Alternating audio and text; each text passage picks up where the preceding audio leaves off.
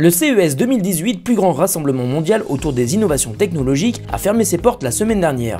Plus de 3900 exposants et près de 900 startups sont venus y présenter leurs nouveautés. Legrand faisait bien sûr partie de l'aventure pour vous donner un aperçu du futur de l'expérience connectée dans les bâtiments et au-delà. Après le succès de l'année dernière, Legrand était de nouveau au CES pour sa deuxième participation avec son propre stand. Au centre des tendances qui ont animé cette édition 2018, nous avons réaffirmé notre positionnement au cœur de l'expérience connectée par la voix de notre PDG, Gilles Schnepp. Pourquoi on revient? D'abord, c'est le plus grand salon du monde, 200 000 personnes, et c'est le premier endroit où on montre l'innovation, les technologies et les tendances aussi qui sont importantes. L'année dernière, on avait présenté surtout une innovation produit. Aujourd'hui, il y a des innovations produits, notamment de nos amis américains, mais il y a également surtout le concept d'interopérabilité, et on annonce le lancement de Works with Legrand, qui est le portail qui permet à tous les acteurs extérieurs à Legrand de venir travailler avec Legrand. Alors, les partenaires sont des partenaires technologiques, c'est les fameux GAFA évidemment, des partenaires de grandes sociétés, la Poste, les promoteurs, Samsung et d'autres. Et puis également des startups, bien sûr, qui sont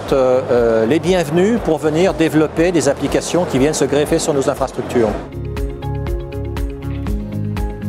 La connectivité elle-même apporte beaucoup de possibilités d'augmenter les valeurs d'usage des produits. Et au-delà de la connectivité, peuvent se greffer des technologies comme l'intelligence artificielle, par exemple la reconnaissance faciale, ou également l'utilisation des données qui viennent des détecteurs, par exemple, de présence, ou bien le contrôle par la voix. Toutes ces technologies viennent encore augmenter l'intérêt de ce que l'on peut apporter avec l'infrastructure via des applications qui vont être développées par des tiers. Un exemple, le portier connecté, on en comprend tout l'intérêt à partir du moment où on peut, par exemple, dans sa voiture ou chez soi, actionner le portier si quelqu'un sonne chez soi.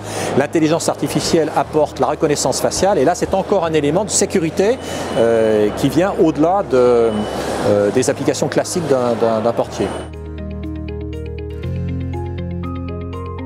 Les États-Unis sont le premier marché du groupe, un tiers du chiffre d'affaires du groupe. C'est vraiment l'année américaine pour le CES 2018, pour le stand Legrand, puisqu'on va avoir toutes les offres qui sont développées avec Marriott pour l'hôtellerie, tout ce qui concerne l'éclairage, avec bien sûr le Digital Lighting Management qu'on avait déjà présenté l'année dernière, mais qui est présenté avec le complément de deux startups qui s'appellent Humanetics et Bios, qui viennent travailler les sujets relatifs au Human-Centric Lighting, c'est-à-dire vraiment de l'éclairage qui fait du bien, parce que c'est des niveaux d'intensité, c'est des colorations, c'est des cycles circadiens qui s'adaptent au comportement humain. Puis bien sûr surtout le lancement de la gamme Radiant qui est un peu par analogie leur Celian with Netatmo et qui lance au deuxième trimestre 2018. Après l'annonce de son programme partenaire le premier jour du salon, Jérôme Boissou, responsable du programme Elliott pour le développement de solutions connectées, est notamment revenu sur l'importance de l'interopérabilité, socle de l'expérience connectée. Le socle de l'expérience connectée pour Legrand, c'est le couple interopérabilité et infrastructure. Infrastructure parce qu'elle est très importante pour connecter les objets à l'utilisateur. Si je veux garantir une bande passante suffisante aujourd'hui mais aussi dans le futur, il va me falloir une infrastructure très importante dans mon bâtiment. Cette infrastructure, je vais y ajouter en plus le cloud. Grâce au cloud, je vais gagner en évolutivité, en scalabilité, mais aussi en sécurité. Pour la partie interopérabilité, c'est un socle parce qu'elle va garantir que Legrand va être intégré dans plein d'écosystèmes. On le voit avec Marriott, avec Renault. Nous sommes un partenaire d'un écosystème multiple. Grâce au Works with Legrand, l'utilisateur va pouvoir être connecté à l'univers Legrand, mais dans un écosystème beaucoup plus large.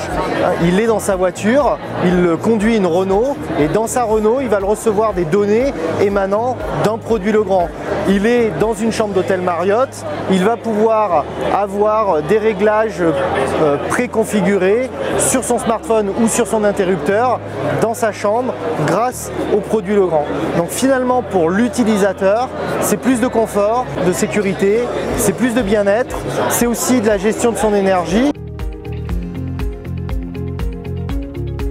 Nous parlons d'intelligence artificielle depuis un certain temps parce que finalement nous faisons des produits intelligents, des produits smart et nous continuerons à faire des produits intelligents. Donc pour nous, cette approche intelligence artificielle, elle passe par deux aspects. Le premier qui est l'intégration de l'intelligence artificielle dans les produits, ce que l'on appelle l'IA by design.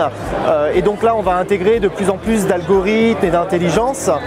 C'est déjà le cas par exemple dans nos portiers. Un portier connecté va pouvoir faire de la reconnaissance faciale. C'est le cas dans les interrupteurs en partenariat avec Ivani nous permet d'avoir des interrupteurs qui prédisent le comportement de l'utilisateur. Mais le deuxième pilier qui nous paraît très important de l'intelligence artificielle, c'est l'intelligence artificielle as a service, ce qu'on appelle nous l'IaaS, ce qui nous permet de connecter des gens dont c'est la spécialité, je veux parler d'IBM Watson, d'Amazon Echo, de Google Home ou des startups comme Craft AI, vont délivrer de l'intelligence artificielle sur nos produits parce que nos solutions sont connectées à ces offreurs de services. Ça permet notamment à l'utilisateur de décider de ne pas recevoir ce service-là parce que, pour des raisons variées, il n'a pas envie de rentrer dans le monde de l'intelligence artificielle.